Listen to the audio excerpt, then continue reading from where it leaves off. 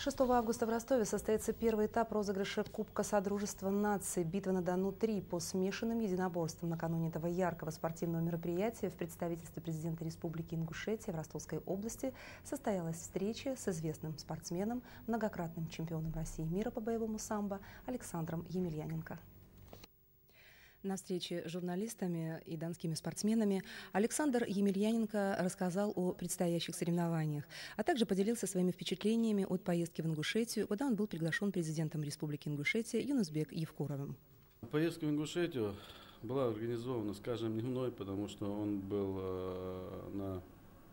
в Домбае, на Селигере, который проводился в ближайшее время.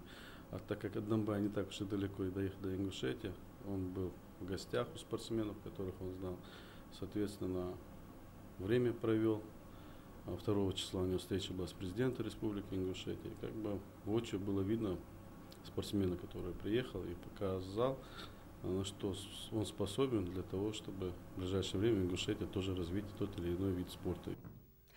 Больше всего, конечно же, собравшихся волновал вопрос, как он сумел в своем довольно-таки молодом возрасте добиться таких блестящих результатов. В марте прошлого года, выйдя на ринг Ростовского дворца спорта, Александр Емельяненко показал великолепный бой. Всего за 51 секунду послал соперника в технический нокаут. В этом году ему хватило 41 секунды, чтобы одержать победу в бою с сильным соперником Эдди Бенгстоном из Швеции. Я им пытаюсь рассказать просто свой жизненный спортивный путь, как я шел и пришел к тем победам, которые я имею на сегодняшний день. И какой вы находите уровень подготовки у ростовских спортсменов? Вот, здесь очень хорошие условия, хорошие базы для тренировок. Вот, и с каждым, я бы даже не сказал годом, месяцем, видно, видно плоды и результаты нашей работы, что в наши ряды примыкают все больше и больше людей, желающих заниматься с нами, нашим делом, спортом.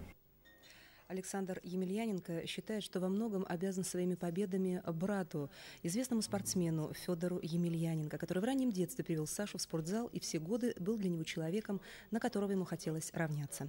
В свою очередь, у Александра есть мечта создать для тысяч, как питерских мальчишек, а если получится и других городов, спортивные клубы, где бы они могли бесплатно тренироваться.